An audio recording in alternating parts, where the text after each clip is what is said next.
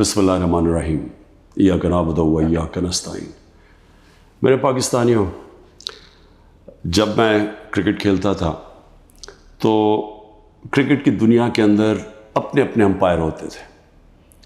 جو ہر ملک اپنے امپائر کھڑے کرتا تھا، اور میرے میں 20 سال انٹرنیشنل کرکٹ کھیلا ہوں، تو جو 10 سال تھے، 10 سال سے بھی زیادہ، کوئی 14-15 سال تھے جس میں اپنے اپنے امپائر ہوتے تھے، اور بہت انتشار ہوتا تھا کرکٹ گراؤنڈوں پہ، کیونکہ جب ٹیم دوسرے ملک میں جا کے ہارتی تھی وہ کہتی تھی جی ان کے امپائروں نے ہمیں ہرا دیا، اور کئی دفعہ یہ ٹھیک ہوتا تھا کہ اپنے امپائر اپنی ٹیم کی مدد کرتے تھے۔ تو مجھے فخر ہے کہ میں وہ کپتان تھا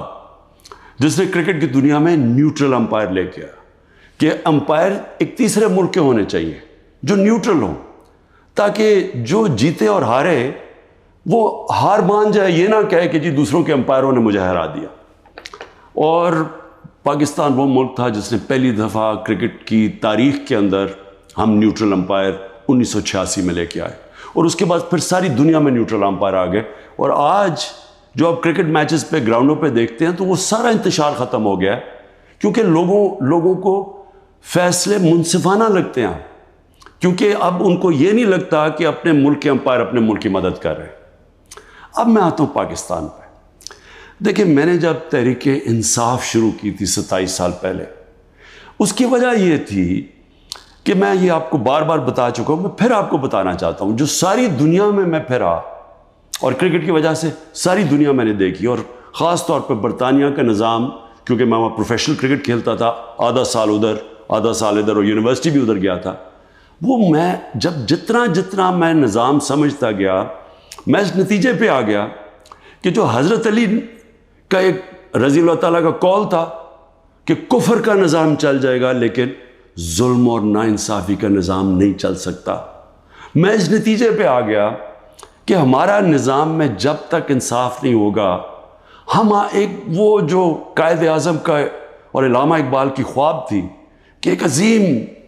مثالی اسلامی ریاست بنانی تھی ہم نے، فلاحی ریاست، اور وہ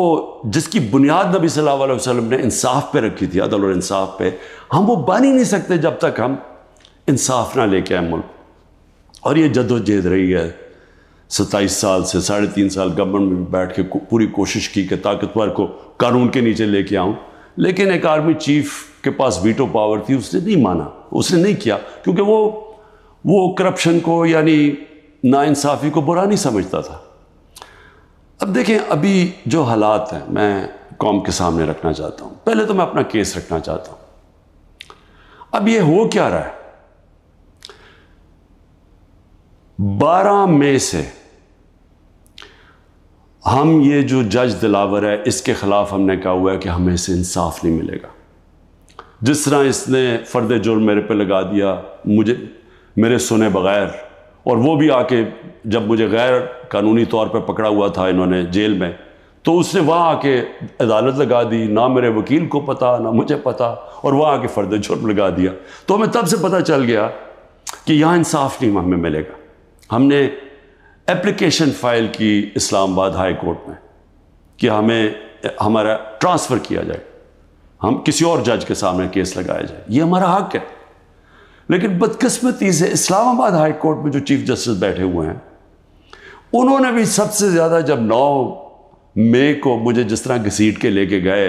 اور سپریم کورٹ نے کہا کہ غیر آئینی اور غیر قانونی تھا جو مجھے اغوا کیا،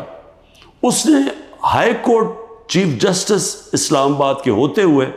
انہوں نے اس کو جائز قرار دے دیا۔ تو ہمیں تو وہاں بھی بڑے گلے شکوے آ رہے تھے۔ اس سے پہلے تحریک انصاف کے ہمارے جو الیکشن کمیشن کے کیسز لگے ہوئے تھے، ہمارے جو وکیل انور منصور، وہ بار بار کہتے تھے کہ یہاں ہمیں انصاف ہی نہیں مل رہا۔ اور جو فورن فنڈنگ کا کیس تھا، ہم سپریم کورٹ نے کہا ہوا ہے کہ سب کے اکٹھے سنے جائیں، سارے جو باقی جماعتیں ہیں، پیپلز پارٹی، نون لیگ، پی ٹی آئی، اکٹھے سنے جائیں کہ فنڈنگ کدھر سے آتی ہے، ان کے کیس سنے نہ جائیں۔ یہ عامر فاروق کے پاس لگے ہوئے تھے، ہمیں بڑا اعتراض تھا۔ پھر اعظم سواتی، انہوں نے تو باقاعدہ لیٹر دیکھا کہ مجھے یہاں انصاف نہیں ملے گا، اور پھر جب وہ ہوا، پھر اس سے پہلے ٹیرین کیس، جو 3 ممبر بینچ نے، جب 2 ممبرز نے کہہ دیا کہ وہ کیس